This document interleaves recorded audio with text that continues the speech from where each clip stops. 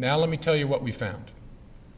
Although we did not find clear evidence that Secretary Clinton or her colleagues intended to violate laws governing the handling of classified information, there is evidence that they were extremely careless in their handling of very sensitive, highly classified information.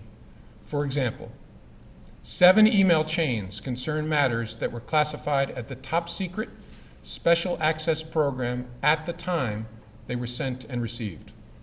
Those chains involve Secretary Clinton both sending emails about those matters and receiving emails about those same matters. There is evidence to support a conclusion that any reasonable person in Secretary Clinton's position or in the position of those with whom she was corresponding about those matters should have known that an unclassified system was no place for that conversation. In addition to this highly sensitive information, we also found information that was properly classified as secret by the U.S. intelligence community at the time it was discussed on email. That is, excluding any later up-classified emails.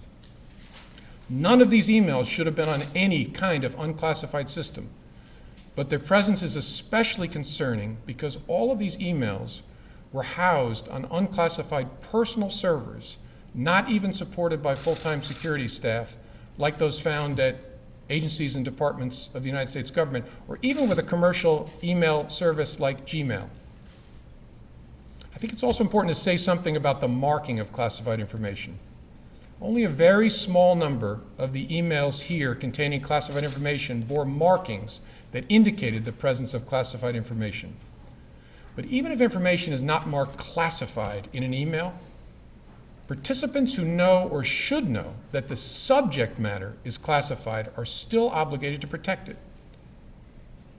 And while not the focus of our investigation, we also developed evidence that the security culture of the State Department, in general, and with respect to the use of unclassified systems in particular, was generally lacking in the kind of care for classified information that's found elsewhere in the U.S. government.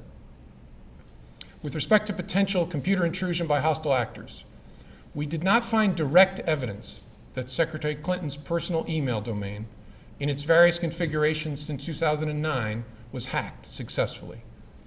But given the nature of the system and of the actors potentially involved, we assess we would be unlikely to see such direct evidence. We do assess that hostile actors gained access to the private commercial email accounts of people with whom Secretary Clinton was in regular contact from her personal account. We also assess that Secretary Clinton's use of a personal email domain was both known by a large number of people and readily apparent. She also used her personal email extensively while outside the United States, including sending and receiving work-related emails in the territory of sophisticated adversaries. Given that combination of factors, we assess it is possible that hostile actors gained access to Secretary Clinton's personal email account. So that's what we found.